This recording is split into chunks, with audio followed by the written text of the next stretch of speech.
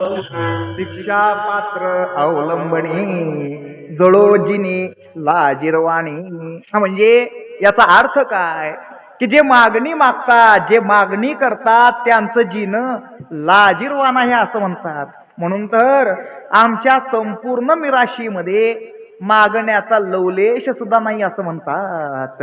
काही मागणे आम्हा अनुचित, वडिलांची रीत जाणीत असे. मग असं सगळं असताना मागणी का? आता मागणी केली हरकत नाही, केली कोणापुढं?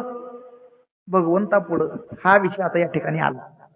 आता एक व्यवहारामध्ये आपण पाहतो की एखादा मनुष्य ज्या गोष्टीची त्याला जर का आवश्यकता जर का भासली तर ती गोष्ट त्याच्यापेक्षा समर्थ असणाऱ्याकडून तो त्या गोष्टीची अपेक्षा करतो की ज्याच्याकडं देण्याची शक्ती आहे. आता या ठिकाणी तुकोबाराय, साधू संत भगवंताकडून अपेक्षा करतात. मग आता भगवंताचा जर विचार करायचा झाला तर भगवंताच्या ठिकाणी ज्या काही शक्ती विराजमान आहेत त्या साधू संतांच्या सुद्धा ठिकाणी आहेतच की हो. कोणत्या? कर्तुम, अकर्तुम आणि अन्यथा कर्तुम. आता भगवंताची कर्तुम शक्ती काय? गौतम ऋषींची पत्नी अहिल्या माता शापामुळे शिळा पडलेल्या होत्या. भगवंताच्या पदस्पर्शानं त्या पूर्ववत झाल्या. ही भगवंताची कर्तुम शक्ती आहे. मग संतांची कर्तुम शक्ती काय? माऊलींनी काय केलेलं? स्त्रियेचा तो केला पुरुष उभा. ही संतांची कर्तुम शक्ती. आता भगवंताची अकर्तुम शक्ती कोणती? वानरा हाती लंका घेवविली म्हणे तुका. झाड पाला खाणाऱ्या, जंगलामध्ये विहार करणाऱ्या प्राण्यांच्या साह्यानं रावणाचं गर्वहरण केलं, लंका जिंकली. ही भगवंताची अकर्तुम शक्ती आहे. मग संतांची अकर्तुम शक्ती कोणती? रेड्यामुखी वेद वदविला. आता भगवंताची अन्यथा कर्तुम शक्ती काय? उदकी तारिले पाषाण हे महिमान नामाचे. भगवंताच्या नामानं सागरावर शिळा तरल्या. ही भगवंताची अन्यथा कर्तुम शक्ती आहे. मग संतांची अन्यथा कर्तुम शक्ती काय? चालविली जड भिंती. माऊलींनी निर्जीव असणारीच भिंत चालवली. सांगायचं तात्पर्य काय की ज्याच्याकडं मागणी मागतात तो सुद्धा समर्थ आहे आणि जे मागणी मागतात ते सुद्धा तेवढेच समर्थ आहेत. मग असं सगळं असताना मागणी का? आता एकंदरीत जर पाहायचं झालं तर ज्यांच्याकडं सर्व प्रकारच्या समृद्धतेची, ऐश्वर्याची विपुलता आहे किंवा दिवाळ जरी निघालं तरी देखील ज्यांना धन्यताच वाटते, त्याच्यानंतर सुखाला सुख देण्याचं औदार्य ज्यांच्याकडे आहे, मागणी मागणं आम्हाला माहित नाही म्हणतात, जे मागतात त्यांचं जीनं लाजीरवान आहे असं म्हणतात. मग असं सगळं असताना आमचे तुकोबाराय मागणी का बरं करतात? तर त्याचं उत्तर म्हणजे असं. कसं असतं पहा, आपल्या दैनंदिन जीवनामध्ये आपण ज्या काही गोष्टी करत असतो अथवा त्या होत असताना त्याच्या पाठीमाग असणार त्याचं एक कारण म्हणजे आपला स्वभाव धर्म.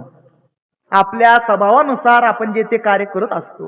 पण काही वेळेला असंही होत असतं की काही गोष्टी करत असताना आपल्याला आपल्या स्वभाव धर्माच्या विरुद्ध कराव्या लागत असतात. म्हणजे आपल्या स्वभावात ते नाही, पण काही कारणास्तव स्वभावाविरुद्ध सुद्धा माणसाला वागावं लागत असतं. मग आता या स्वभावाविरुद्ध वागण्यापाठी मग काय कारण असू शकतात? तर त्याला एक दोन कारण या ठिकाणी दिसतात. एक म्हणजे गरजेपोटी स्वभावाविरुद्ध माणसाला वागावं लागत असतं आणि दुसरं म्हणजे एखाद्याच्या आग्रहास्तव स्वभावाविरुद्ध माणसाला वागावं लागत असतं. म्हणजे स्वभावात नसतं पण करावं लागतं. असत्य बोलणं स्वभावात नाही, नेहमी सत्य बोलणारा युधिष्ठिर, पण गरजेपोटी सांगावं लागलंच. अश्वत्थामा ठार झाला, हे झालं गरजेचं. आणि एखाद्याच्या आग्रहास्तव सुद्धा स्वभावाविरुद्ध माणसाला वागावं लागतंच. आता बाकीच्याच काही कोणाचं सांगत नाही, पण स्वतःबद्दल बोलतो. काय त्या आषाढी कार्तिकी त्या वारीच्या वाटचाली पुरतं का असत नाही, पण आम्ही आमच्या स्वभावाची एक गाठ अशी बांधलेली आहे, त्या वाटपुरता आमचा स्वभाव एक असा झालेला आहे. कसा? भोजन करावे परमित, कमी आहार खायचा मापात खायचं. एरवीची गोष्ट सोडून द्या, पण त्या वारीच्या वाट पुरतं का असत नाही, पण जरा मापात खायचं का. जास्त जर खाल्लं तर सोळा कधी पुढे निघून जातो कळत तर नाहीच, पण पाठी मागून किती जरी पळत सुटलो तरी पुढच्या विषयाला जाऊन गाठावं लागतं. कारण जास्त खाल्लं की झोप जरा माणसाला जास्त लागत असते, म्हणून स्वभाव आहे वारीच्या वाट पुरतं का असत नाही, पण मापात खायचं स्वभाव आहे. पण एखादा आग्रह करतोच, महाराज आज आमच्या इकडे खरडा भाकरी केली. सांगायचं तात्पर्य का की स्वभावात नसतं, पण करावं लागतं, वागावं लागतं. तद्वत साधू संतांच्या मागण्याच्या कारणात या दोन्ही गोष्टी आपल्याला दिसून येतात. अहो स्वानंद स्वरूप स्थितीला पोहोचलेले हे संत महात्मे काही आता स्वतःसाठी करायची गरज नाही, पण जगदोद्धारा करता, जगाच्या उद्धारा करता, जगाच्या कल्याणा करता जी गोष्ट आपल्या स्वभावात नाही ती गोष्ट सुद्धा हे संत महात्मे करायला माग पुढे आहे काही करत नाही. तो भगवंत देखील स्वतःबद्दल सांगताना उद्धवाला म्हणतात, अरे उद्धवा, या ब्रह्मांडाचा मालक असणारा मी काय मला कुठली गोष्ट तरी करायची गरज आहे का. मला कुठलं कर्तव्य करायची गरज नसताना सुद्धा मी देखील लोकांच्यासाठी लोकसंग्रहा करता म्हणून स्वधर्मानं वागतो. त्रिभुवना माझी सर्वथा उद्धवा मज नाही कर्तव्यता, तोही मी लोकसंग्रहार्था होय वर्तता निजधर्मी. हे झालं भगवंताचं. आणि संतांचं देखे प्राप्तार्थ झाले, जे निष्कामता पावले तयाही कर्तव्य असे उरले लोका लागी. मागणं स्वभावात नाही, पण भगवंताला काय मागावं, मागणीमध्ये नेमकं काय मागायचं असतं, देवाजवळ नेमकं माणसानं काय मागावं हे जगाला सांगणं गरजेचं आहे. म्हणून संत मागणी मागतात. कारण साधू संतांच्या आचरणाचं अनुकरण लोक करत असतात आणि संतांचं आचरण हे जगाला उपदेशाप्रमाणे ठरत असतं. उद्धवा तुझे जे आचरण तोची जनासी उपदेश जा. हे झालं गरजेपोटी. आणि दुसरं, एखाद्याच्या आग्रहास्तव स्वभावाविरुद्ध माणसाला वागावं लागतं, ही सुद्धा गोष्ट संतांच्या मागण्याच्या कारणात दिसते. विश्वाचा मायबाप असणारा, सृष्टीचा चालक असणारा, मालक असणारा भगवंत स्वतः साधू संतांच्या पुढे मागण्याबाबत आग्रह धरतात, म्हणून मागणं भाग पडतं. आता प्रत्यक्ष भगवंत मागा म्हणून असा आग्रह करतात, तेव्हा भगवंताचा मोठेपणा कायम राखून ठेवण्यासाठी म्हणून संत मागणी मागतात. आता या ठिकाणी तुकोबारायांनी जी काही मागणी मागितलेली आहे, मग ही मागणी मागण्यापाठीमागचं कारण काय असेल म्हणाल तर भगवंताच्या आग्रहास्तव. हे या अभंगावरून आपल्याला दिसतं.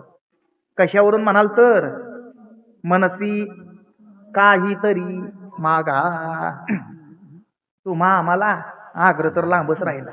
कारण काही नसताना आपण आपल्याला काय पाहिजे त्याची लिस्ट त्या देवाच्या पुढे ठेवत असतो. आणि समजा देव जर आग्रह जर आपल्याला करायला लागले तर काय बोलायचा विषयच नाही. एमपीसी यूपीसीचे पुस्तकं कशी असतात मोठी, तसं एक मागण्याचं पुस्तक आपलं एक तयार झाल्याशिवाय राहत नाही. असो पहा, ज्या अर्थी भगवंत मागा म्हणून एवढा असा आग्रह करतात, त्या अर्थी त्या पाठीमागं कारण सुद्धा तसंच असलं पाहिजे ना. कारण एक व्यवहारात आपण पाहतोच की कितीही धनाढ्य व्यक्ती असला, कितीही दानशूर जरी व्यक्ती असला, तरी तो माझ्याकडं मागा असा आग्रह कधी करत नाही. कुणी मागायला आलं तर नाही म्हणणार नाही हे निश्चित, पण आग्रह करेलच, सांगता येत नाही. धनवंत आणि दयाळू, धनवंत आणि दयाळू, धनवंत आणि दयाळू, धनवंत आणि दयाळू, धनवंत आणि दयाळू, धनवंत आणि दयाळू,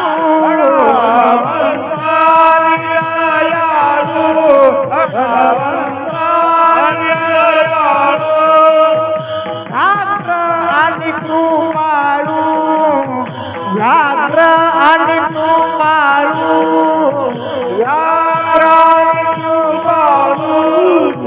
व्याघ्र आणि कृपाळू, व्याघ्र आणि कृपाळू, व्याघ्र आणि कृपाळू.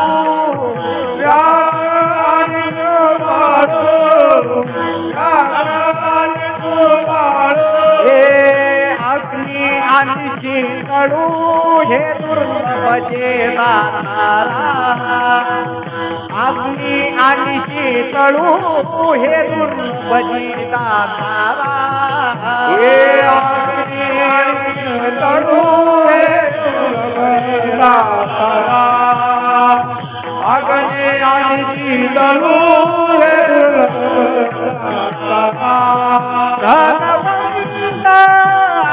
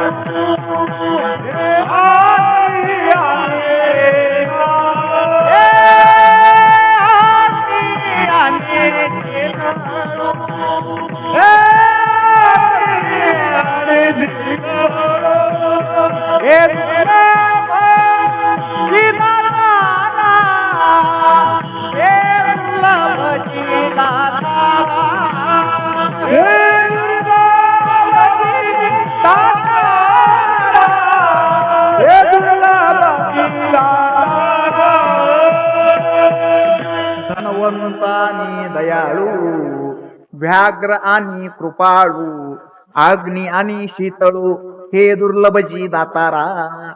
धनवंत माणूस आग्रह करेलच सांगता येत नाही. वाघ कृपाळू राहणं शक्य नाही. काय तुमची चतुर्थी असली म्हणून काय झालं, समोर गेल्यानंतर केशवा माधवा झाल्याशिवाय राहणार नाही. चंदनाचा जरी अग्नी असला तरी शीतळ राहणं शक्य नाही. हे दुर्लभजी दातारा. हा धनवंत माणूस आग्रह करेल सांगता येत नाही. पण साधू संतांच्या बाबतीत हे विशेष आहे की प्रत्यक्ष वैकुंठ नायक त्यांना मागण्याबाबत आग्रह करतात. तर हे असं का, तर भगवंतावरती साधू संतांचे भक्तांचे अगणित असे उपकारही आहेत आणि ऋण सुद्धा. आता देवावर संतांचं ऋण होतं ते कशाच, सेवेच. आता देव एवढं मागा असं म्हणतात म्हटल्यानंतर ऋण जरा अधिक असलं पाहिजे. कारण तुकोबारायांच्या अवताराचं चिंतन जर आपण केलं तर प्रथम अवतार प्रल्हाद, नंतर त्रेतायुगामध्ये म्हणजे राम अवतारामध्ये अंगद, द्वापार युगामध्ये म्हणजे कृष्ण अवतारामध्ये उद्धव, आणि पुढं कलियुगात प्रथम नामदेवराय आणि मग नंतर तुकोबाराय. अनेक जन्मात भगवंताच्या सोबत राहून सेवा केलेली आहे. कदाचित तुम्ही सुद्धा म्हणाल आम्ही सुद्धा सेवा करतोय, आमचे सुद्धा मागे अनेक जन्म झाले असतील. आता या जन्मात आम्ही त्या भगवंताची सेवा करतोय म्हणजे निश्चितच मागच्या अनेक जन्मात आम्ही त्या भगवंताची सेवा केली असणार. मागचं पूर्व सुकृत, मागची पूर्व पुण्याई या जन्मामध्ये आमची फळाला आली. हा म्हणून तर आम्ही या जन्मामध्ये त्या देवाचं नाव घेतोय, टाळ वाजवतोय. मग आमचं सुद्धा सगळं असं असताना आम्हाला आग्रह का नाही. आता ही गोष्ट जरी बरोबर असली, सत्य जरी असली, तरी त्याचं उत्तर म्हणजे असं की सेवा करत असताना आमच्या अंतकरणातला आंतरिक भाव, उद्देश काय आहे, यावरून भगवंत साधू संतांना आग्रह का करतात आणि तुम्हा आम्हाला आग्रह का करत नाही, त्याचं उत्तर आपल्याला सापडतं. कसं बघा, या जगतामध्ये काही माणसं कशी असतात चमत्कारिक, भगवंताची देवाची सेवा करतात, पण कशी करतात आणि का करतात, तर आपल्या अंतकरणामध्ये जी इच्छित फल प्राप्त करून घेण्याची जी इच्छा आहे आणि त्याच्यासाठी जेवढी सेवा करावी लागते तेवढीच सेवा करून इच्छित फल प्राप्त करून घेतात. पुढचा विषयच नाही. उदाहरण जर सांगायचं झालं, समजा एखाद्याला वाटतं काय की आपल्याला इंद्रपद प्राप्त व्हावं, मग त्याच्याकरिता हा 100 यज्ञ करावे लागतात. केले 100 यज्ञ केले आणि सुदैवानं इंद्रपद प्राप्त झालं, हा तर मग पुढचा 101 करायचा विषय येईल का हो? बरं जरी पुढचं एखादं दुसरं केलं तर चांगलं का वाईट? पण नाही, करणारच नाही बाबा पुढचं. उद्देश काय की जी गोष्ट प्राप्त करायची आहे आणि त्याच्यासाठी जेवढी सेवा करायची आहे तेवढीच सेवा करून इच्छित फल प्राप्त करून घेतात. एकदा मोबदला मिळाला की पुढचा विषय संपला. आता याच्या पुढं 100 यज्ञ करून इंद्रपद प्राप्त करून घ्यायचं होतं, पण झाली 50च. पुढचं होईच ना. मग म्हणतात जेवढं केलं तेवढं तरी मोबदला मागतात, किंवा तो प्राप्त जर होत असेल तर तो घेतल्याशिवाय काही राहत नाही. म्हणजे सेवा करणारे सगळे जरी असले तरी सेवा करण्यातला फरक हा आहे की काहीतरी अपेक्षा ठेवून इच्छा प्राप्त व्हाव्यात म्हणून तुम्ही आम्ही त्या भगवंताची सेवा करत असतो. म्हणजे कसं बघा, एकतर देवाकडं मागायचं तर आहेच म्हणून सेवा करायची, आणि दुसरं सेवा केली म्हणून मागायचं. आता याच्या पुढं सेवा करायची थोडी, पण मागायचंच मात्र आवडवली. पुराणोक्त फलप्राप्त्यर्थम क्षेम स्थैर्य आयु. बस काय एकट्या पुरतं नाही, नाही अस्माकम सकुटुंबानाम सपरिवाराणाम, काही याला अर्थ नाही. आणि याच्या पुढं सेवा अधिक करायची पण मागायचंच मात्र काही नाही, ते म्हणजे आमचे संत महात्मे. पहिलं विषयो मज व्हावा आईचा आठवण आठवे जीवा, हा साधूचा निरपेक्ष ठेवा जाण उद्धवा गुण पहिला. सेवा करतात ती फलप्राप्तीसाठीही नाही आणि केलं म्हणूनही नाही, कुठल्याही प्रकारची अपेक्षा न करता आणि त्याच्याबद्दल मिळणारा मोबदला न घेता केवळ आणि केवळ सेवाच करतात. काही मागतही नाहीत ना घेतही नाही. म्हणजे या सगळ्यांमधून काय मला नेमकं सांगायचं आहे की कुठल्याही प्रकारची अपेक्षा न करता, मागणी न करता भगवंताची निरपेक्ष भक्ती अखंड जर केली तर त्याचं ऋण भगवंतावरती होत असतं. आणि या ऋणातून उत्तीर्ण होण्याकरिता भगवंताला आग्रहच करावा लागतो, आणि त्याच वेळेला भगवंत मागा म्हणून असा आग्रह करतात. हा तुकोबारायांचे मागे अनेक जन्म जरी झालेले असले तरी मागच्या अनेक जन्मात तुकोबारायांनी त्या भगवंताची सेवा केलेली असली, हा तरी मागितलंच मात्र काही नाही म्हणून भगवंत मागा म्हणून असा आग्रह करतात. बर, भगवंतानं साधू संतांना आग्रह का करू नये? हो, आपलं सर्वस्व त्या पंढरीश परमात्म्याला अर्पण करून अखंड त्या भगवंताची सेवा करतात. सतत मुखा वाटे भगवंताचं नामस्मरण आणि भगवंताचं नामरूपी औषध भवसागरात बुडालेल्या जीवांना देऊन भक्ती साम्राज्याचा विस्तार करून भगवंताच्या कार्याचा भार हलका करणारे हे संत महात्मे क्षणभर सुद्धा ज्यांच्या भगवत चिंतनामध्ये खंड पडत नाही. एवढंच काय तर शिंक जांभई खोकला आला तर तेवढा वेळ आपला भगवंताचं नाम घेण्यास खंड पडला तर तळमळ करणारे आमचे तुकोबाराय. शिंक जांभई खोकला इतुका काळ व्यर्थ गेला. मग भगवंताला सुद्धा वाटतं काय की युगायुगांपासून माझी सेवा करत आलेली आहेत, जगाचा उद्धार करत आलेले आहेत, पण या कलियुगाचा काळ एवढा जबरदस्त आहे की तो कोणालाही न जुमानता क्षणोक्षणाला फोपावत चाललेला आहे. आणि माझ्या हृदयात वास करणाऱ्या तुकोबारायांनी या कलियुगाच्या लोकांच्या उद्धाराकरता जे स्वरूप धारण केलेलं आहे, गळ्यामध्ये विना, एके हाती टाळ, एके हाती चिपुळ्या, मुखात नाम घेऊन जगाचा उद्धार करत आहेत. मग अशा या युगातलं हे तुकोबारायांचं स्वरूप मला नंतर कधी पाहता येईल? पुन्हा पुन्हा अवताराला येणार हे निश्चित, पण या युगात जे स्वरूप त्यांनी धारण केलेलं आहे त्या स्वरूपाचं दर्शन, त्या स्वरूपाची संगतीचं सुख हे वेगळंच आहे. म्हणून अशा स्वरूपाला जर मी काही दिलं तर त्याची सार्थकता मला वाटणार आहे, त्याची धन्यता मला वाटणार आहे, असं भगवंताला वाटतं. म्हणून अशा स्वरूपाला मला काहीतरी द्यायचं आहे म्हणून भगवंत मागा म्हणून असा आग्रह करतात. बर, कदाचित हे ऐकून तुमच्या मनामध्ये शंका निर्माण झाली असेल. तुम्ही म्हणाल काय महाराज तुम्ही हे स्वरूपाचा विषय घेऊन बसलात, स्वरूपाचा या ठिकाणी संबंध येईल तरी कसा? संतांवर देवाचं प्रेम आहे, संत लक्षणांवर देवाचं प्रेम आहे, संत लक्षण सगळी सारखी आहेत. मग असं सगळं असताना संतांच्या स्वरूपावर विशेष प्रेम भगवंताचं कसं काय असू शकेल, किंवा असं तुम्ही काय स्वरूपाचा विषय घेऊन सांगायला लागलात, अशी शंका तुमच्या मनात आली असेल. पण शंकेचं निरसन करतो. बघा, जसं संतांचं भगवंताच्या रूपावरही तेवढंच प्रेम आहे आणि भगवंताच्या गुणांवर सुद्धा प्रेम आहे. धनी न पुरे गुणगाता रूप दृष्टी निहाळिता, तसं भगवंताचं सुद्धा संत लक्षणांवर सुद्धा भगवंताचं प्रेम आहे आणि संत स्वरूपावर सुद्धा भगवंताचं तितकंच प्रेम आहे. आतापर्यंत कुठले भक्त मला आवडतात, संत मला का आवडतात, हे भगवंतानं लक्षणांनी दाखवून दिलेलं आहे. यो मद्भक्त समे प्रिया.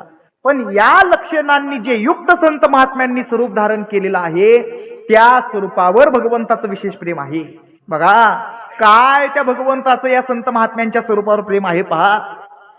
ज्या वेळेला ज्ञानोबाराय पृथ्वीवरील तीर्थ करण्याकरिता नामदेवरायांना विचारणा करतात सोबत येण्याबद्दल, तेव्हा पंढरीरायाचे लढीवाळ असणारे नामदेवराय म्हणतात, माऊली, माझ्या मालकानी, माझ्या स्वामीनी, पंढरीरायांनी जर मला आज्ञा दिली तर मी तुमच्या सोबत येतो. असं म्हटल्याबरोबर दोघं सुद्धा रावळात भगवंताच्या पुढे आले आणि भगवंताच्या पुढं ज्ञानोबारायांनी माऊलींनी प्रस्ताव ठेवला. तेव्हा भगवंत आज्ञा देतात, पण भगवंतांनी प्रथम ज्ञानोबारायांच्या पुढे मागणी मागतात, मागणी करतात. काय? माऊली, ज्ञानोबाराया, अहो नामदेवराय हे माझे सर्वस्वच आहेत हो, तेव्हा तुम्ही त्यांना व्यवस्थित घेऊन जावा, त्यांची तुम्ही व्यवस्थित काळजी घ्या. अशा प्रकारची मागणी भगवंतानं नामदेवरायांकरता, नामदेवरायांच्या स्वरूपाकडे बघून भगवंताकडे, ज्ञानोबारायांकडे केलेली आहे.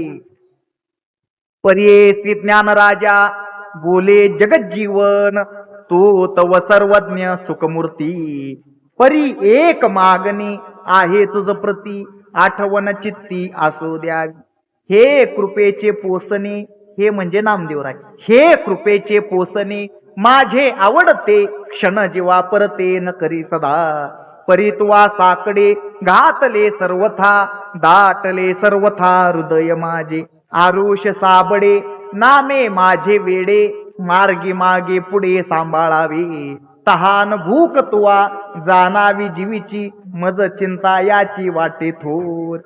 आणि ज्या वेळेला नामदेवराय तीर्थयात्रेला गेले तेव्हा भगवंत पंढरपुरातून निजधामाला वैकुंठाला आले. निजधामाला आल्यानंतर चरण प्रक्षाळासाठी रुक्मिणी आईसाहेब आल्या आणि भगवंताला पाहिलं तर काय त्या पंढरीनाथाची, पांडुरंगरायाची अवस्था झालेली होती हो. तर भगवंताच्या नेत्रकमलामधून अश्रूच्या धारा लागलेल्या होत्या. हृदय करुणा रसांनी ओतप्रोत भरलेलं होतं. नामदेवरायांचा विरह असह्य झालेला होता पंढरीरायाला.